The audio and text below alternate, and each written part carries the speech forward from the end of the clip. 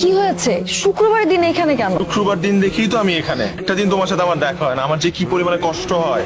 জীবনের প্রতিটা দিন ঘুম ভেঙে আমি তোমাকে দেখতে চাই, ঘুমাতে যাবার আগেও তোমাকে দেখে ঘুমাতে চাই। Will you marry me?